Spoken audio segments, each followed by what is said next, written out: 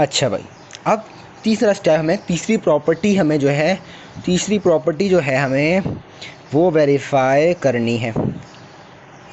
ठीक है, अब प्रॉपर्टी वेरीफाई करनी है हमने। यार ये फॉर्मूला जनरल इक्वेशन मैंने लिखी हुई है, ये फॉर्मूला पढ़ा था हमने। जैसे अगर हम तीसरे महीने की मालूम कर रहे हैं, सही ना, i+1 मतलब अगर हम तीसरे महीने की मालूम कर 2+1 है तो यहाँ पर 2 आ जाएगा। आई जो 2 है तो वो 2 आ जाएगा। अगर तीसरे महीने की मालूम कर रहे हैं तो दूसरा महीना आता है, अगर दूसरे महीने की मालूम कर रहे हैं तो पहला महीना आता है। तो मैंने बताया ना पीछे, तो ये सब खैर जनरल इक्वेशन है।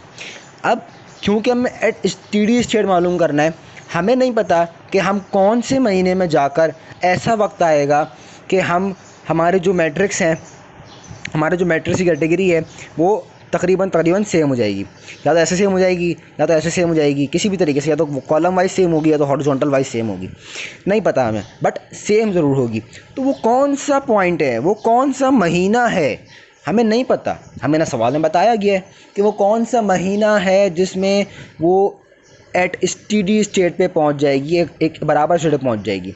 जब हमें महीना ही नहीं पता तो हम क्या करें भाई? यार ये तो गलत हो गया यार, अब क्या करें भाई?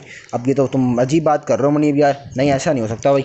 तो उसके लिए क्या करेंगे हम? उसके लिए करेंगे कि हम बोलेंगे कि यार ये जो आई आता है ना यहाँ पर, ये आई जो आता है, जो नंबर ऑफ़ मंथ आता है, इस नंबर ऑफ़ मंथ का तो पता नहीं हमें कौन से महीने आएगा भाई, कौन से महीने हमारा ऐसा स्टेट होगा जहाँ पर हमारी प्रोबेबिलिटीज़ सेम हो जाएंगी।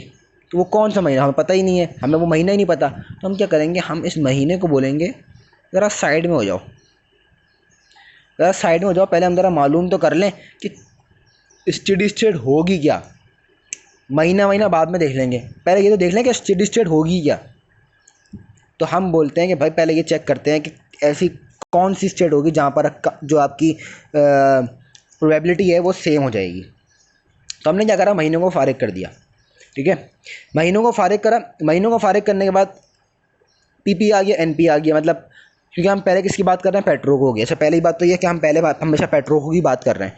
ठीक है, तो इससे कंफ्यूजन होता है ना कि यार ये पी नीचे आ रहा है। मतलब क्या है कि इनिशियल स्टेट पी पर है और वो पेट्रोको पर जाएगा, इनिशियल स्टेट पेट्रोको पर है और वो नेशनल पे शिफ्ट कर जाएगा। सही है, तो हम ये मालूम कर रहे हैं। महीना हमने कटा दिए, तो हमारे पास ओरिजिनल मैट्रिक्स था, महीने हमने यहाँ से भी कटा दिए। तो हमने क्या करा? इसको मल्टीप्लाई कर दिया। पहले पी को 0.6 से, एन पी को 0.2 से, पी को 0.4 से और एन पी को 0.8 से। ये देखते हुए हमारे दो इक्वेशन बन रही हैं। एक बन रही है पीपी की, एक इसकी और एक इसकी, पेट्रोको से पेट्रोको में, पेट्रोको से नेशनल में। ठीक है, मतलब वो इनिशियली पेट्रोको पर स्टार्ट कर रहा है, लेकिन पेट्रोको से पेट्रोको में जाने की क्या प्रोबेबिलिटी है और पेट्रोको से नेशनल जाने की क्या प्रोबेबिलिटी है, हम ये निकालेंगे। और जो वो निकलेगी तो वो हमारी स्टेडी स्टेट लगेगी। कंपनी जो भी आपकी कहते हैं आपकी चॉइस है, जो कि आप जो अपना बदलने वाले हो चॉइस को, तो वो चॉइस आपकी यहाँ पर आके एक कांस्टेंट हो जाएगी, फिर वो ना बदलेगी ना कुछ होगी, आपका यही परसेंटेज रहेगी। तो हमने बोला पी की इक्वेशन आपकी ये बन जाएगी और एन पी की जो है वो आपकी ये बनेगी।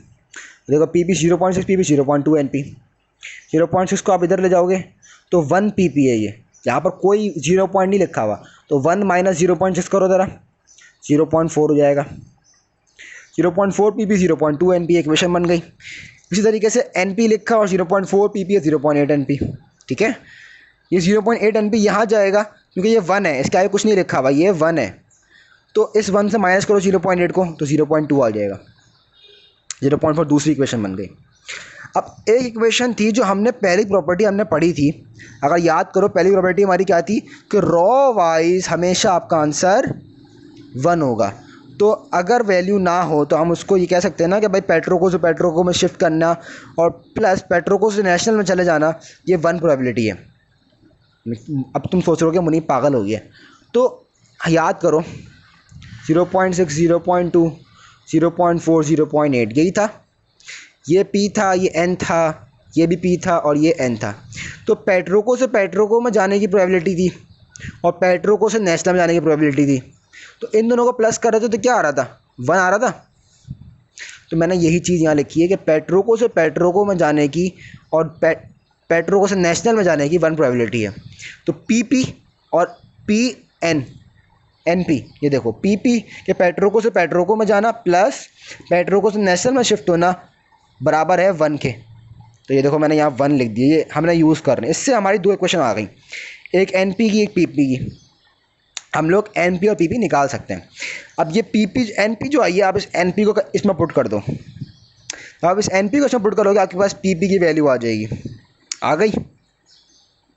आपने इस एन पी को, इस एन पी इक्वल टू 1 माइनस पी पी को आपने, या आप पी पी को यहाँ ले जाओगे तो 1 माइनस पी पी हो जाएगा ना। तो ये इक्वेशन को आपने यहाँ पुट करा, आपके पास पी पी आ गया कि पेट्रोको से पेट्रोको में रहने की, मतलब कहने का मतलब ये हो गया कि हमारे पास ये वाला आ गया कि पेट्रोको से पेट्रोको में रहने की 0.33 आ गई। ठीक है, अब ये वाली मालूम करनी है कि पेट्रोको से नेशनल में क्या शिफ्ट कर जाएगी।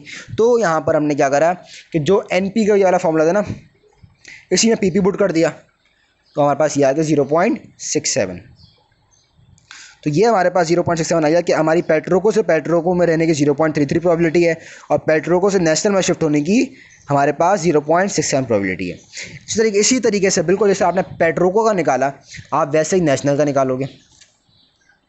देखो ये देखो वही करा हुआ है, आपने मन को फारिग कर दिया, लेकिन ये देखो नीचे क्या आया, एन आ गया। वहाँ क्या था, पी था ना। अब क्योंकि आपका इनिशियल स्टेट क्या है, नेशनल है, तो उसके लिए नीचे क्या आया, एन।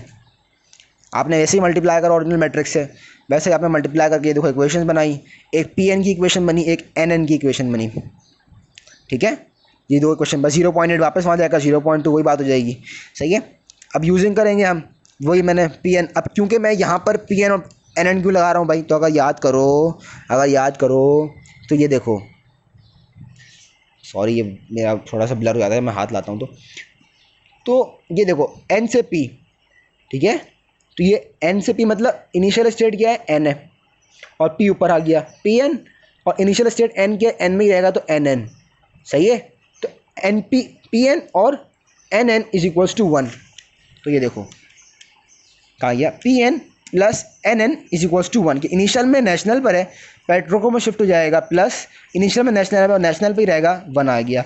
वैसे ही इक्वेशन बनी, आपने इस 1 माइनस पी एन को आपने यहाँ पुट कर दिया एन एन की जगह पर, आपके पास उसी तरीके से आपके पास ये देखो आपके पास वैल्यू आ गई पी एन की। आपने पी एन को पुट करा एन एन वाली फॉर्मूले में, आपके पास ये देखो इस तरह की वैल्यू आ गई। वही चीज़ आई, आपने गौर करा कि आपके पास एन से स्टार्ट होने वाला भी आपके पास 0.33 और 0.67, मतलब ये कि आप पी में भी आपका वही आ रहा है और आपका नेशनल में भी वही आ रहा है।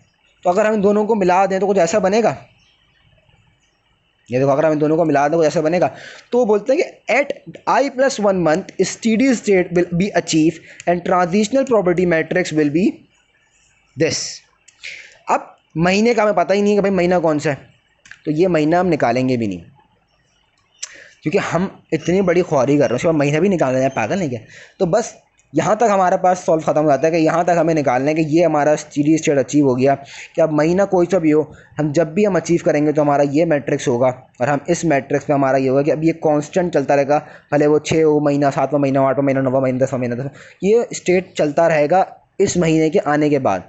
अब ये महीना हमें नहीं पता, इस महीने पे आपने फोकस भी नहीं करना है, बस आपने लिख देना है कि at i+1 month steady state will be achieved and transitional probability matrix will B.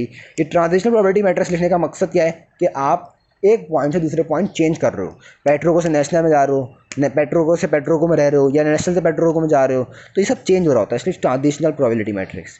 ठीक है, तो ये हमारा यहाँ पर ख़त्म होता है, यहाँ पर हमारा सारा कॉन्सेप्ट जो है, यहाँ पर ये हमारा पूरा एक प्रोसेस ख़त्म होता है, जितना हमारा प्रोसेस में अभी तक सीख कर आए। ठीक है, अच्छा अब एक और चीज़ है कि सवाल में थोड़ा ट्विस्ट आ सकता है कि यार सवाल में अगर वो बोल दें कि ये डायग्राम दे दें और आप बोले मैट्रिक्स खुद बनाओ, ये मैट्रिक्स खुद बनाओ, तो यार ये तो मुनीब क्या क्या बातें कर रहे हो, वैसे इतना मुश्किल था, इतनी लंबी करी तुमने, उसके बाद तुम अब यही बातें भी कर रहे हो। तो ये सिर्फ सवाल में बोल रहा हूँ कि सवाल ऐसा आ सकता है, आपको मैट्रिक्स शायद ना दिया जाए तो मैट्रिक्स आपको खुद बनाना होगा। तो देखो क्या बात कर रहा है, ये देखो एरो क्या बोल रहा है, आप पेट्रोको से पेट्रोको में ही रहोगे 0.6, ये देखो पेट्रोको से पेट्रोको में ही रहोगे 0.6, आप पेट्रोको से नेशनल शिफ्ट कर जाओगे 0.4, पेट्रोको से नेशनल शिफ्ट कर जाओगे 0.4, आप नेशनल से पेट्रोको आ जाओगे, ये देखो एरो बना हुआ है ना, आप नेशनल से पेट्रोको आ जाओगे, नेशनल से पेट्रोको आ जाओगे 0.2, आप नेशनल से नेशनल में ही रहोगे 0.8, नेशनल से नेशनल में रहोगे 0.8।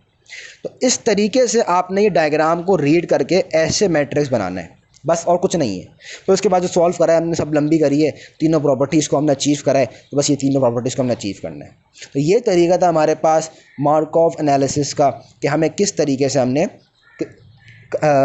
अपने फ्यूचर को प्रिडिक्ट करना है कि फ्यूचर किस तरह का हो सकता है। ठीक है, यहाँ हमारा ये टॉपिक पूरा ख़त्म होता है।